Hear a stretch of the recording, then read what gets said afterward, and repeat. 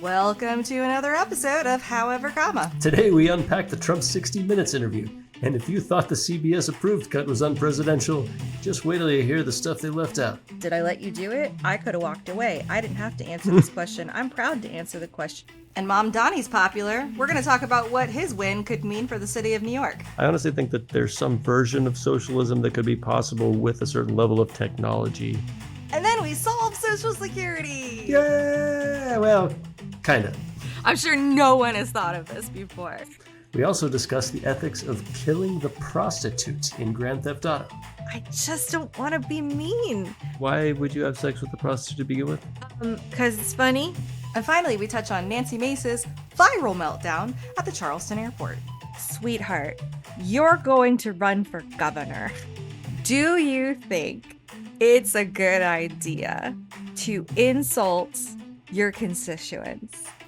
All these tangents and more. Oh, and The Witcher. And The Witcher coming right up. Hi, I'm Jess. And I'm Jack Brett. We're neurodivergent besties on either side of political center. Join us as we inexpertly debate and fact-check our way to some kind of agreement. Or at least an understandment. Let's get into it. Would you like to begin discussing political stuff and things? Yeah, let's do it. All right. I saw the Trump interview.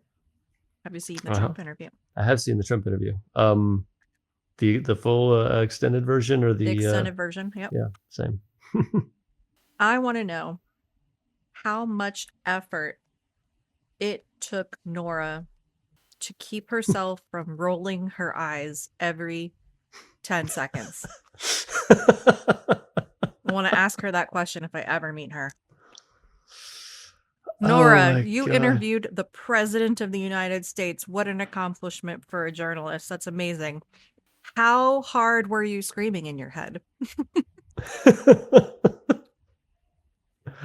I thought she handled it great. Honestly, I applaud her ability to resist rolling her eyes. I think I've been working too hard. I haven't been out and about that much. Oh, that's not a fair answer. I don't know. I feel like there were so many questions of journalistic integrity because he made so many claims about the 2020 election that, it was stolen and we must not allow this to happen again. And he made claims about the weaponization of government and the DOJ to go against him, saying like, and you're asking me about weaponization of government because my Justice Department went after that sleazebag, dirty cop Comey and Letitia James and that idiot John Bolton. Like, I mean, it's common sense going after them. They're losers, sleazebags. Like, how old are you, my man? Poor woman. She just kept trying to be like, yes, but is it retribution? Is it political retribution? You know what? You know who got indicted? Yes, but is it retribution? No, I was just asking, is this retribution on your part? No, it's the opposite. Like, okay, yes, we understand. You think that there was a witch hunt out to get you and that it was retribution to come after you. Please explain why it is different when you do it. Yeah, her not pointing out the irony there of the case that they brought against John Bolton for his handling of classified documents, and Trump's actually like hoarding them in his Mar-a-Lago estate and even like waving them around in a audio file saying, See, as president, I could have did less. Now I can't, but this is classic. Now we have a problem. Isn't that interesting? all of these statements unchallenged, namely because, as I interpreted it, she wanted to stay on topic. She wanted to get back to whatever the question she was asking. What I do find interesting is he talks about how he sued over the Kamala interview being misrepresented and having been edited. And then I get to the end of this interview and I'm like, wait. The thing that I read was that Trump basically had a tizzy fit about this question. And so when it got to that question, I was like, I'm very eager to watch his response. And it was not there. So I was like, wait, is somebody clickbaiting me? Is that incorrect information?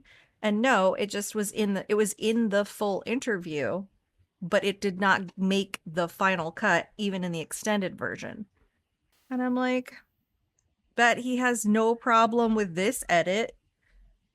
being removed. I really want to see it so bad. So wow, so there's even more stuff that he said that's only in the transcript. Interesting. Yeah, I really want to see when she asks him about pay to play, because that is upsetting. It is. Someone pays you $2 billion in your crypto coin and then you pardon them. We're going to ask you about that. You need to be prepared to answer questions about that. And I asked for the transcript part of it. Nora says, so you're not concerned about the appearance of corruption with this, about the Bitcoin stuff. And he goes, I can't say, because I can't say. I'm not concerned. I'd rather not have you ask the question, but I let you ask it. You just came to me and you said, can I ask another question? And I said, yeah, this is the question. And Nora said, and you answered. And he interrupts and goes, I don't mind. Did I let you do it? I could have walked away. I didn't have to answer this question. I'm proud to answer the question. You know why? We've taken crypto. And she interrupts and says, but just generally speak. And he goes, excuse me. We're number one in crypto in the whole world. Other people want to be, they're fighting like hell to be, but we're number one in the crypto because I'm the president. And that's where they picked back up again. And I was very sad because I think more people should watch him be a toddler. We should, show us what we're working with here. I couldn't agree more, and I couldn't agree more that of the irony in the Kamala interview, like he screwed them over their editorial choice and trying to help her win the election by making her look better, and he called that out. So it's like many commentators were tweeting after the fact, like, do we get to sue him now? Yeah. or are we suing CBS for their doctoring of this interview now? Like, well, I asked, why did they edit this out? Mm-hmm. And it said, reports from multiple outlets indicate that producers felt the exchange where Trump became visibly agitated over questions involving crypto was off topic, which isn't true, degrading to the decorum, which, yes, but he was the one doing it. Mm-hmm. Or potentially distracting from the primary focus of the interview, which is true. Had you put that in there, everyone would have been focusing on that one part, for sure. I would also argue that's like one of the more damning moments in the interview, that of all the things he talked about, perhaps that is what we should be talking about. Yeah. There is also speculation that the network wanted to avoid reigniting legal issues or further inflaming partisan reactions, especially after the previous lawsuit and heavy scrutiny over editing practices. So that's why they released the full transcript. It's still available, just not the video. So you can see that he became a man-child. Mm-hmm. And I'm just like,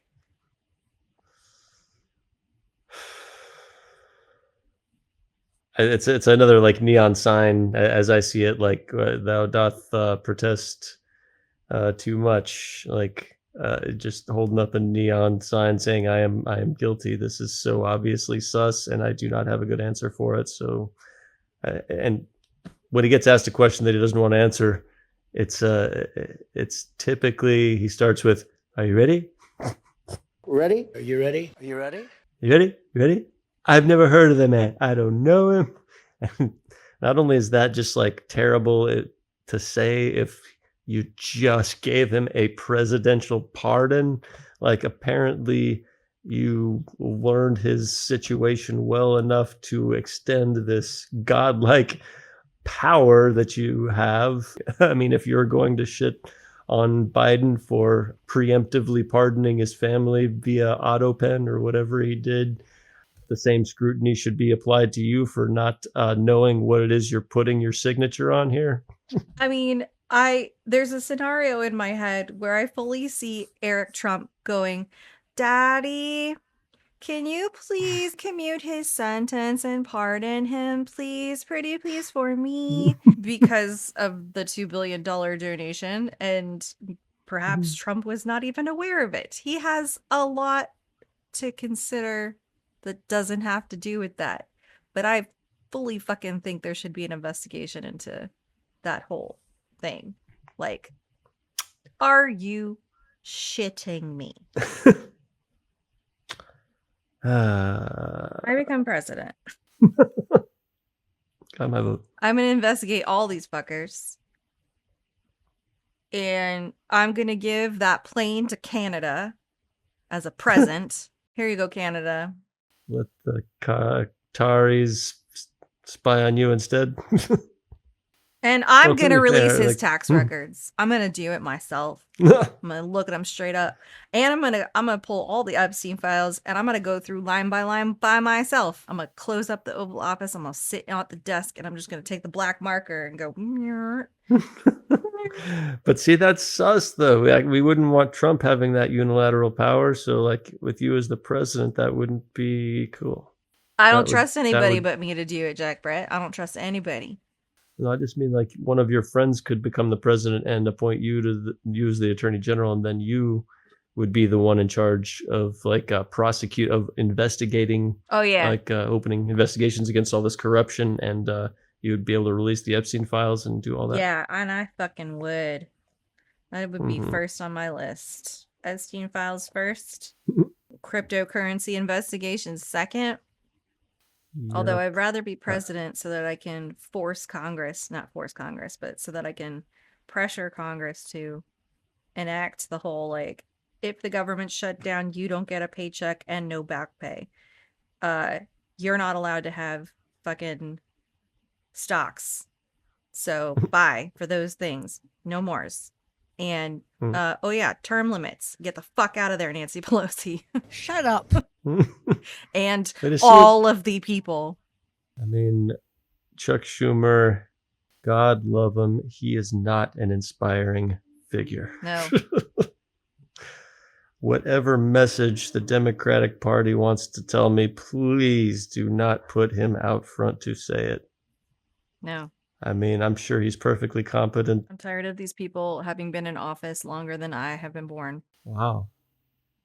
Wait, I mean, how many people have been in office longer than I've been born? How old am I? 42?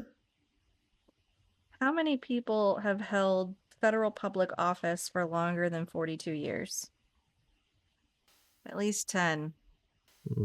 Patrick Leahy, wow. Strom Thurmond, he's gone now, though. Chuck Schumer. So, yeah, accurate statement. How long has Nancy Pelosi been in the federal government? 38 years, so almost as long as I've been alive. Hmm. Blech. Well, Need to get him out. Get him out. Fuck you, fuck you, fuck you. You're cool. And fuck you, I'm out. get a mute. Speaking of out with the old guard, in with the new, do you have an opinion on the New York City mayoral race? I hope Which- Mamdani wins. Really? Do you know why? Picture me head to toe covered in ears. It's going to fail spectacularly.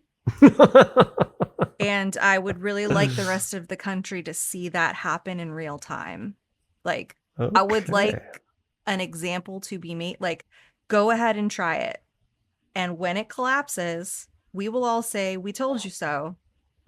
You're going to probably have some excuse like, oh, it wasn't me, it was X, Y, or Z. But like, no, we're all telling you right now, it's not sustainable. So Mm. I'm really hoping he wins, because I'm sorry, New York City, but this is not going to go well for you at all. Do you think he would have as a socialist mayor, do you think he would have as much power as he would need to do some of the more controversial things that, of the controversial things I've heard of, like rent control? Mhm. Already exists and is the reason why it's so expensive to live in New York City. But go ahead.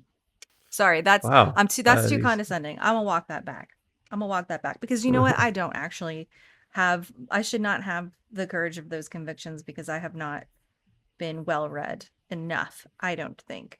But it is my understanding that Mhm. that's one of the reason it is so expensive in the first place.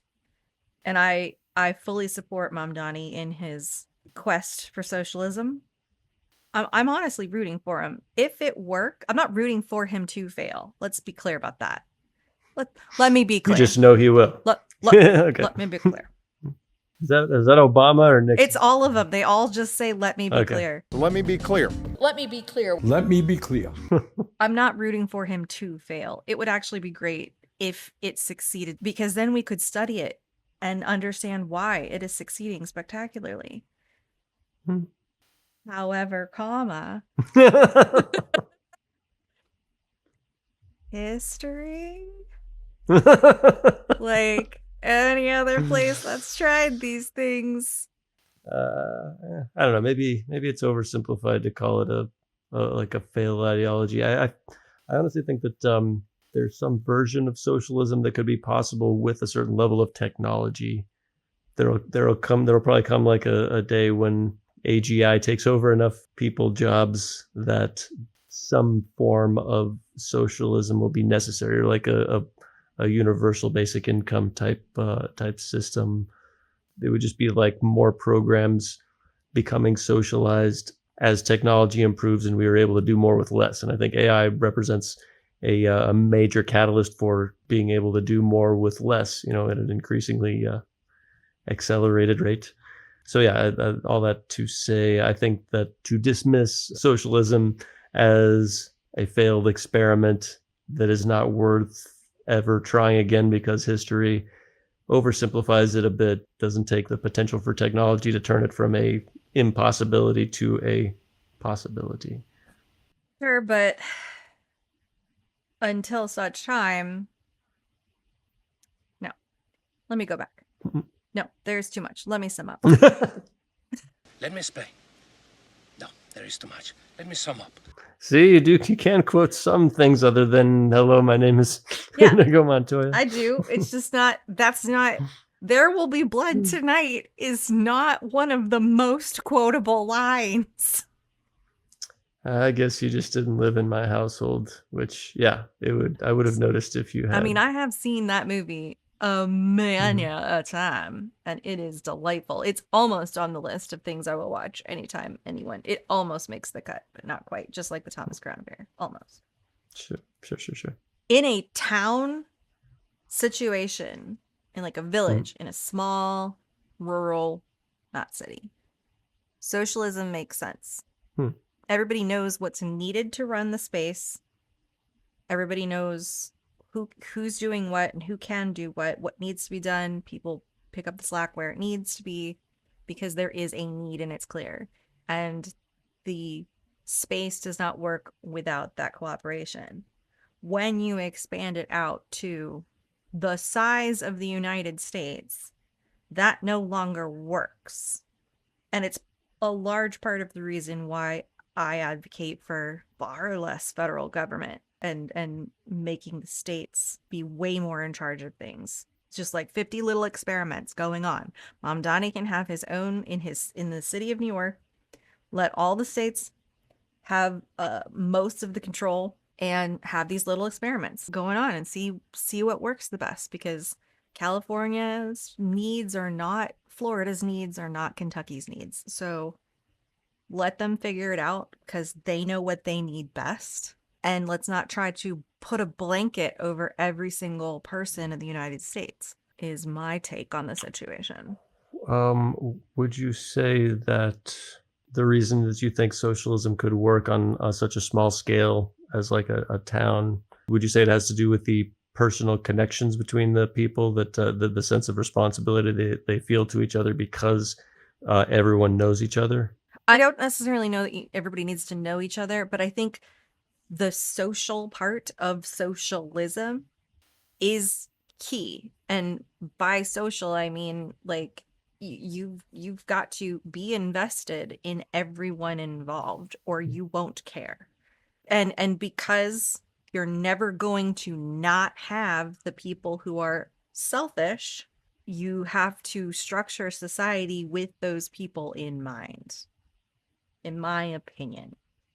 So that's why socialism won't work on a large scale. If you've got an island, socialism's great. What's the island have to do with it? Just a small population of people. It's easier to get a population to agree to something when that population is smaller. I don't necessarily doubt that. I've heard that, like, evolutionarily speaking, tribes used to consist of something like no larger than 150 people, and our prefrontal cortexes that make us social beings we're developing. That number may translate to the number of meaningful relationships we, as modern day Homo sapiens, are able to sustain. And by your logic, I would say that the ideal cluster for a socialist experiment is 150 people. Well, when the number of people got up around 500, if there wasn't any government, the strongest people would take advantage of the weakest. Every time, without fail. The idea is just that your immediate local community should be more important. And if you made it more important, if we made it more important, everything would be so much better. We just have to give them the power to choose the things. That's why I think you should shunt most of the power. It used to be theirs anyway, and the federal government just would take a little and take a little and take a little, and they never gave any of it back.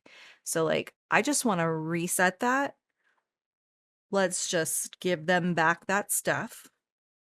Let them figure it out, because I don't think a blanket for a lot of things works. Blanket for some things for sure you need, like freely being able to travel from Kansas to California. That's important, right? We don't want to have a passport at every single state that we stop in or whatever. The interstate system is a part of that. Obviously, military and foreign intelligence, anything foreign related should be the federal government. A few moments later. Here's what we do, Jock Brett. This is how we solve Social Security. I'm sure no one has thought of this before. Let's hear it. We have a problem. The problem was caused by mostly the previous generations. You're asking us to settle a debt you gave us before we existed, is what you're doing. And we're saying, okay, fine. Then the solution to Social Security is an opt-out program. And in order to cover things, we're going to tax unrealized capital gains until those generations are out. Because then, once all the people who are currently on Social Security before this is implemented are no longer pulling from Social Security, the system will have balanced. Does that make sense? You would opt out of social? Oh, yeah. Immediately. Why? Because that's money that I think I know how to better invest for my life. Oh, interesting. So I don't think the government knows how to use that money better than I do, and I earned it. So if you're going to take it from me saying this is just in case you become old and feeble and unable to work,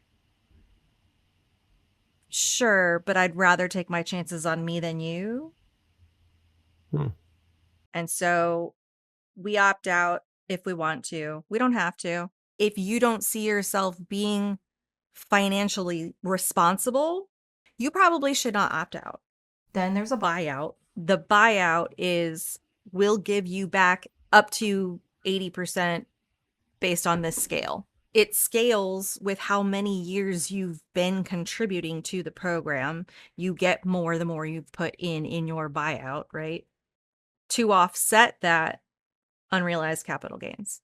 Does unrealized mean non-existent, like you expected your home to appreciate this much and it didn't, so you're off the hook? No, it means it did, but since you didn't sell it, it doesn't technically worth this much because it could also go down. So you do pay tax on capital gains, right? Like if you sell stock that appreciated in value, you will pay taxes on the appreciated value.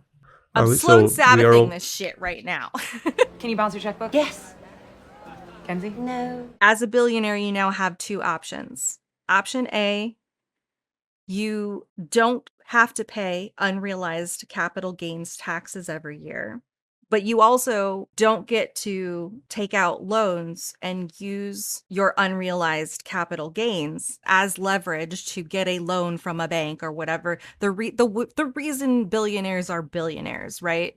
It's not because they actually have this much money in their bank account. It's because they have stock and assets. That is where their wealth is, and their assets appreciate. So this is just like a way to encourage them to continue paying taxes on their capital gains. they don't pay tax on unrealized capital gains, though. Oh, they already don't. They already don't. Nobody does. Nobody pays taxes on unrealized capital gains. I guess the only thing that caused me a bit of consternation was the sort of selling point of Social Security is its stability, is the fact that everybody has to pay into it, so we know there will be X number of dollars in there, but it becomes a not stable option if everybody can opt out of it and only pay enough to support the current retirees. Whatever they're paying in right now is theirs. It's not going to the older generation anymore.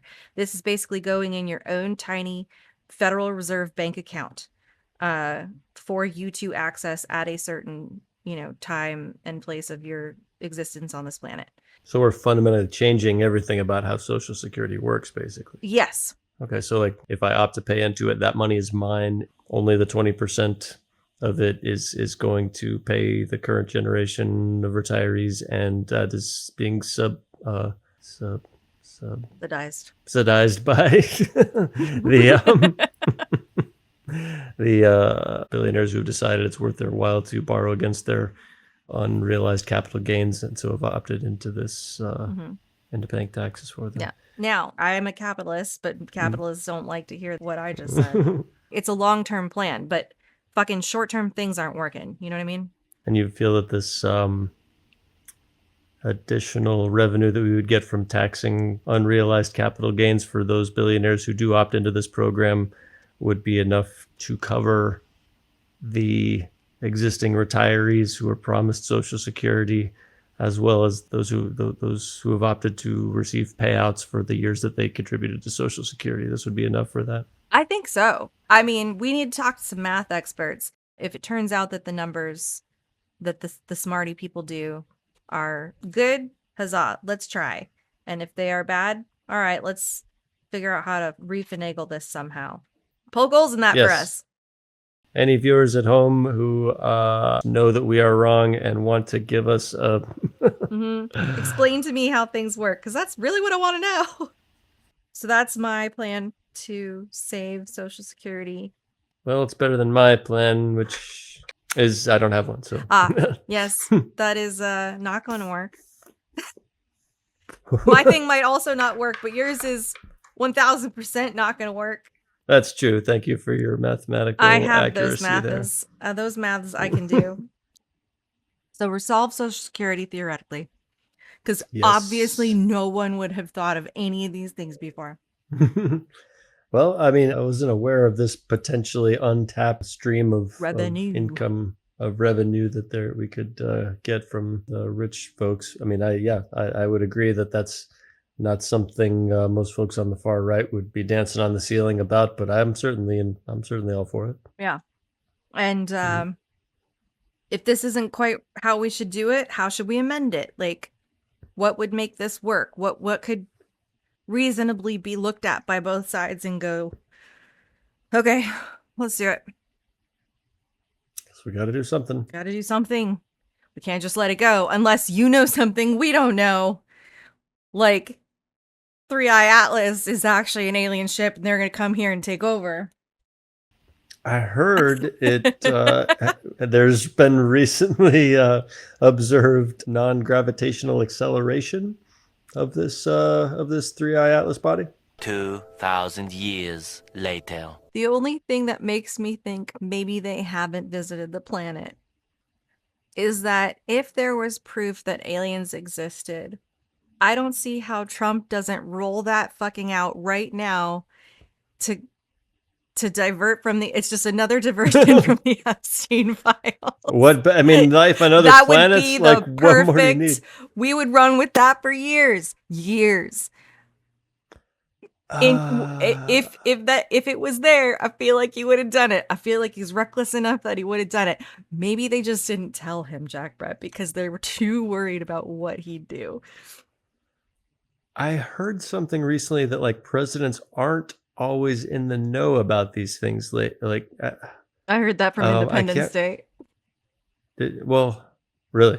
Yeah. The president doesn't know about the most top secret programs. No. Oh, I don't remember that part of it. Yeah, Bill Pullman's like, why the hell wasn't I told about this place? and the DOD guy or whoever it is says, Plausible deniability. You heard that separately somewhere else? I did. I heard that like maybe it was Bill Maher. Somehow a lot of this stuff has been kept under wraps. Wouldn't Trump have blabbed about it? Did you see the latest Bill Maher? Oh, God damn it. I don't have time. I'm doing too many things. I would like to stop. I'm playing my video game. It's focusing my attention, and I want to go watch Bill Maher. Well, and that's right. You don't second screen like. No, God, I could never. Are you kidding me? My brain would explode. Unless it's like within the game, like with the Outer Worlds too. Yes. I wonder if any video game has tried that where like you're in the Grand Theft Auto taxi, but you could be tuning into the Scott Galloway Kara Swisher podcast that just posted, or like, that is happening right now. It's like technically within the game. Brilliant. I mean, I like it. I feel like there's some plot hole we're not seeing. Well, it would have to be modern day set, right? Like you can't put it in Cyberpunk unless it's in like a classics archive or something. There you go. So, and like it wouldn't work for Red Dead Redemption. That's anachronistic as hell. Anachronistic. Good Boom. Use of the word. Boom. Use it right. Perfect use. Boom, did it! Boom. But yeah, I think Rockstar needs to look into that. Partner with the podcast or partner with a music platform. You can connect it to your Spotify. And that way, Jack. Jess, what? Wouldn't that mitigate a lot of licensing costs for music? Like you could literally have Red Hot Chili Peppers in your game, but you don't have to pay Red Hot Chili Peppers because it's the person tuning in that's playing the game. So like you wouldn't have to worry about royalties or theoretically. I think you've just hit on what the potential pitfall here, because like what if I as Anthony Kiedis, who is the lead singer of the Red Hot Chili Peppers, I have not agreed to have my song appear in this violent context. Yeah.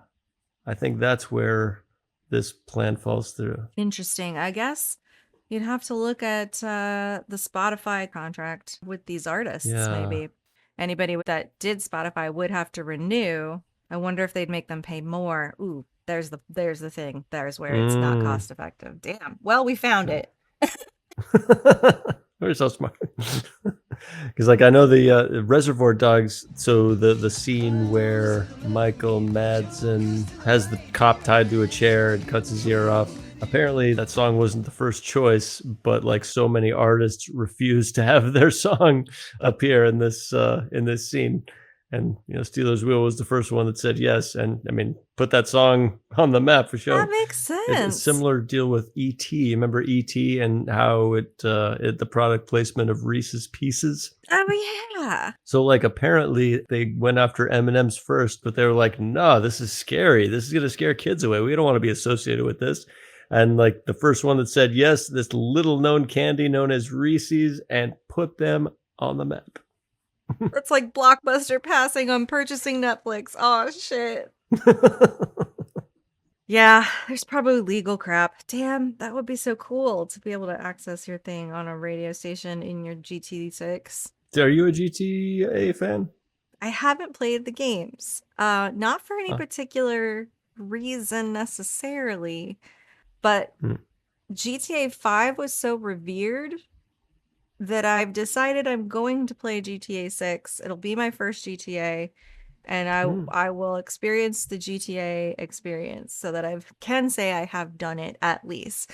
And if I wind up enjoying it, great. I'll continue to do the thing. And if I don't, then I gained a zeitgeist reference, whatever.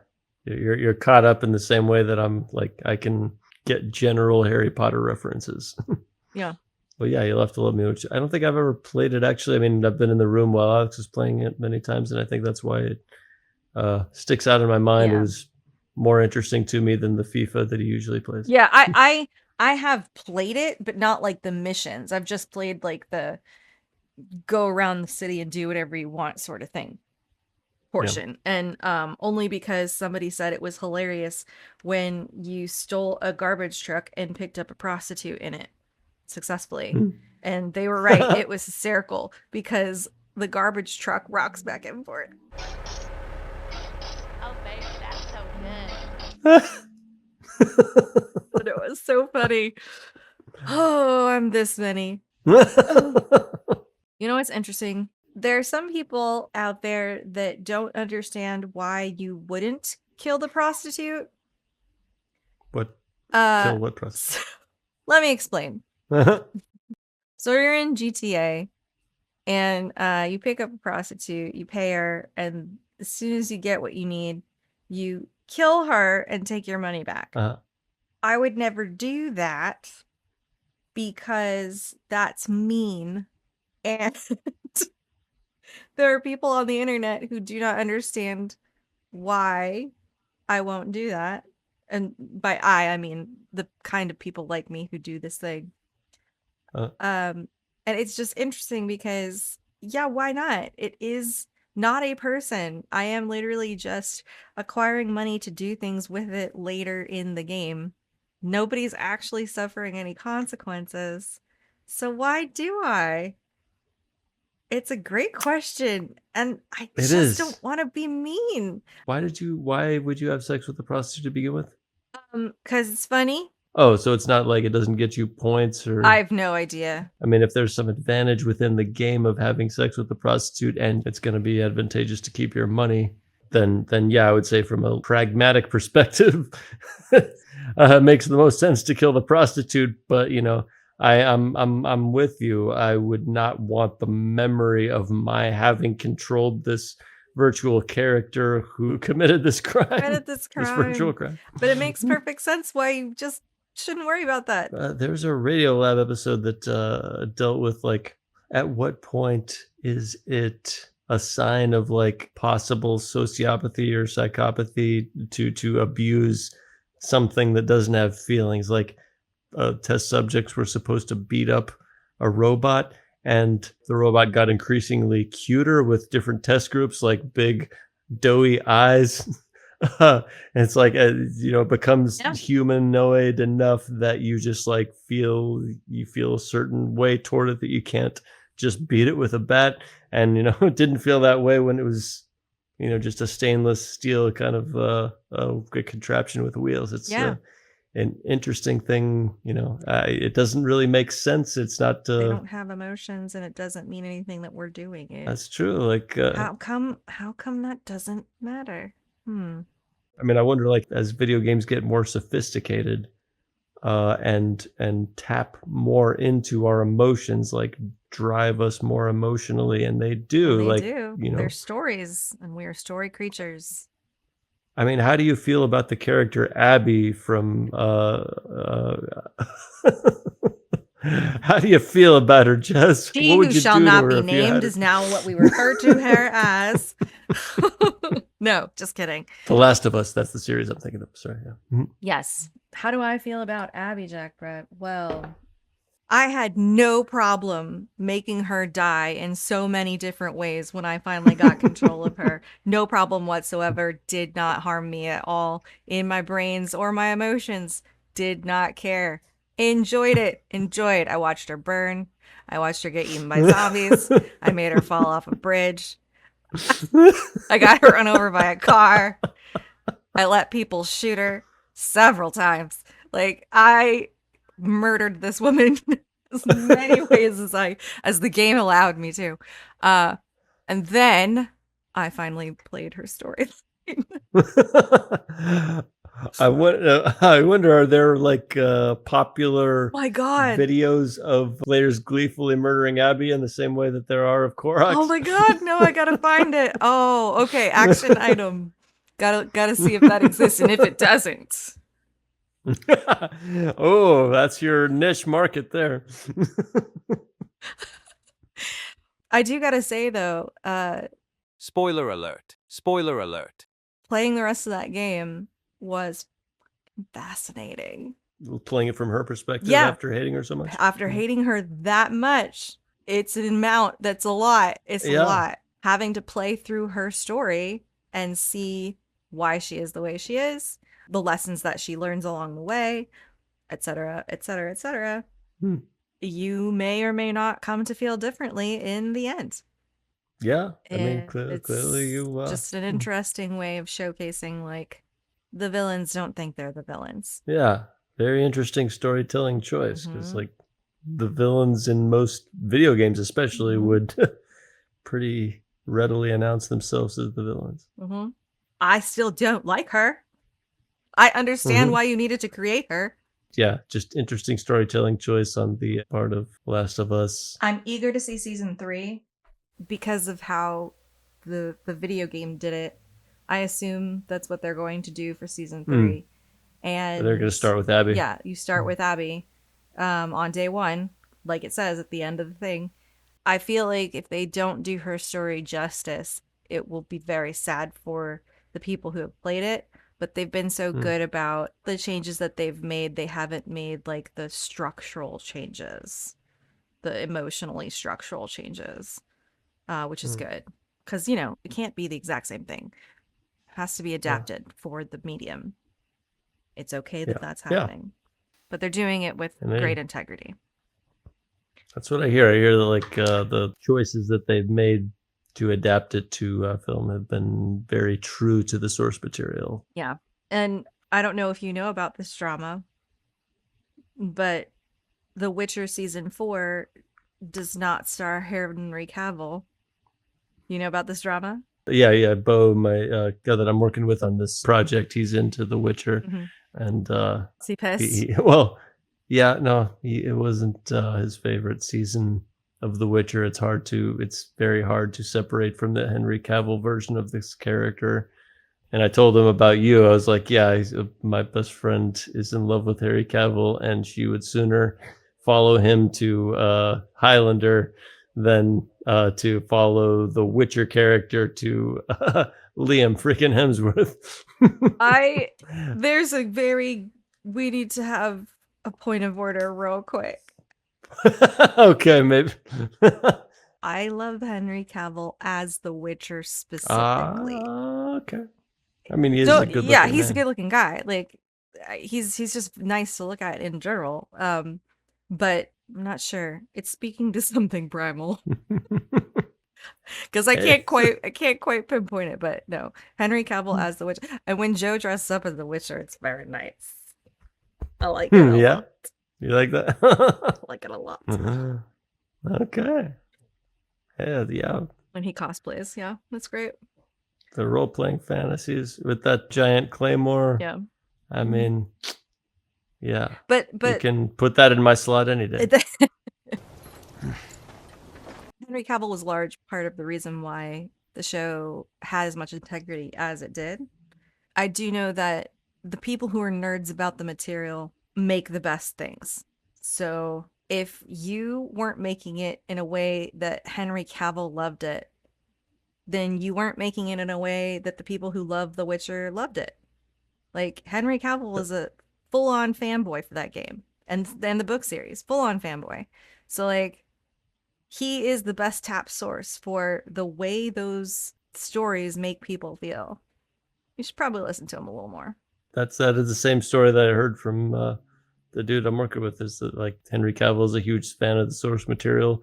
The script did not pass muster for him as a diehard fan, and for that reason, I feel like, why is there even a show? Yeah, Henry Cavill brings a certain amber quality, vibe, whatever you want to call it. He brings the it factor to that character, and the point is, Henry Cavill saw where it was going, didn't like it, and said, if I don't want to be a part of this anymore. And they thought, okay, bye. You're not going to get this reference, but it's like if Sam or Dean from Supernatural got replaced. No. Nobody's the bromance is so important. Yeah, nobody's going to accept anyone other than Jensen Ackles and Jared Padalecki. I mean, those two spent like just to get their character chemistry right. They lived together for a while before they started shooting. I mean, How do they're you remember irreplaceable. this, Jack Brett? I said that once a million years ago. Sam, you think you're being funny, but you're being really, really childish.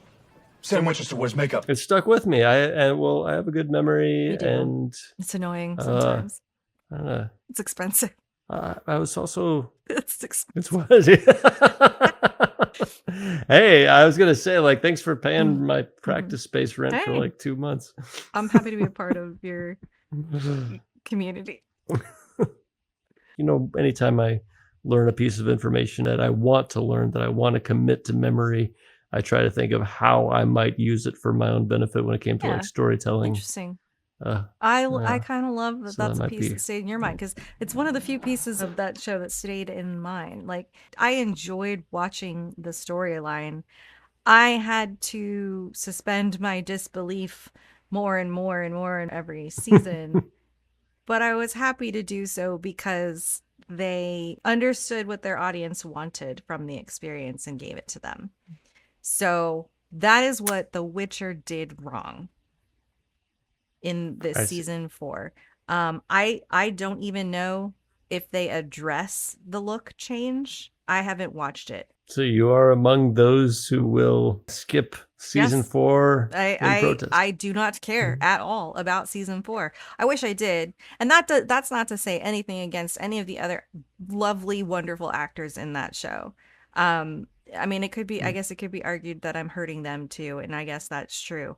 But I feel like they all should have walked out. Like, I mean, should my fate as an actor or, you know, anybody in the rank and file be tied to the artistic integrity of the star at the top? it's I don't know. also. I mean, also you could argue that like, if they're known for the kind of person that walks off a set like that, will they even get hired anywhere else after this is done? Like, and those people make a Yeah. great point in my head. So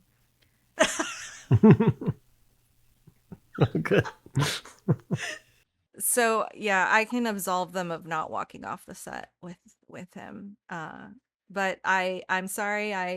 I may watch it eventually, like once I put enough distance between the character that Henry Cavill portrayed. It's like accepting the new casting of what's his face from Crazy Ex-Girlfriend. Yes. Only they leaned into it. That was beautiful. I Yeah. love the way they did that. The only way Greg would ever be my meant to be is if we were in some sort of sci-fi weird parallel alternate universe where he was just a completely different person.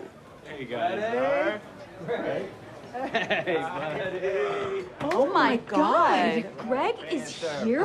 As long as they do something like that. Yeah, and I understand why. Like, I understand why they couldn't get the original actor, and like they're a silly satirical show, so it was easier for them to do it that way, I think. But with The Witcher is a fantasy thing, so if they didn't at least like, we already are sad. We are already sad. It's not Henry Cavill.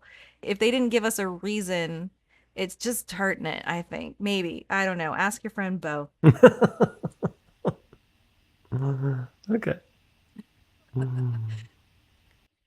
Have you heard about Nancy Mace's meltdown at the Charleston airport? No. As I understand it, Nancy Mace arrived at the airport to get on a plane or to get off a plane, one or the other. And she had requested ahead of time a security escort from the police to be there because, hey, people are fucking dying. Like, I get it. That makes sense. She requested it. It didn't show up because of some information that got wonky, like they were looking for a different car for her to show up in or something. It's not like they just outright refused to do it. There was a mix-up. And she started Karening. Apologies, Karens of the world. You have it so bad, Karens. I'm so sad for you. But yes, this is just how the zeitgeist goes. She started Karening and calling people incompetent idiots and whatever. Maybe that might not be exactly word for word, but insulting them in front of them, you know. And then she went on some television show to speak to this incident and doubled the fuck down. Did I drop an F-bomb? I hope so. Did I call them incompetent? I hope I did, because they earned it. Apparently, this has happened several times, she claims, like her or her people. Some like number in the 20s of times that this kind of thing has happened where she could not rely on the security. And I'm like, sweetheart, you're going to run for governor. Do you think it's a good idea to insult your constituents and not apologize? I get it. You're frustrated. You know what, Nancy Mace? Hire your own goddamn security. Don't make the taxpayer pay for it. Maybe your millionaire ass can pay for private security. You need yourself a, what's his name? Terry Crews in the newsroom. What's his name? Will McAvoy's bodyguard. We could just call him Terry You need Crews. yourself a you need yourself a Terry Crews. Like, can I feel your pecs? Oh Lord, I love her in that role. So yeah, Nancy Mace, parenting, super annoying and dumb. Yeah, I guess in the same way that, in my opinion, Donald Trump's not qualified for the office he holds, perhaps Nancy Mace should not have designs on the governorship. Why is it called gubernatorial? Why isn't it gubernatorial? I don't know. That's a weird thing with the English language. Gubernatorial. But I've always wanted to make the joke that such and such really puts the goober in gubernatorial candidate. Well, now you can. Go for it, Yeah. Nancy Mace. Wow, Nancy Mace really puts the goober in gubernatorial candidate. Yes. Well, there you have it, folks. At least we know whatever happens, the news cycle cannot get any worse from here. Well, don't jinx it, Jack Brett. Sorry. However, comma. We'll keep an eye out just in case.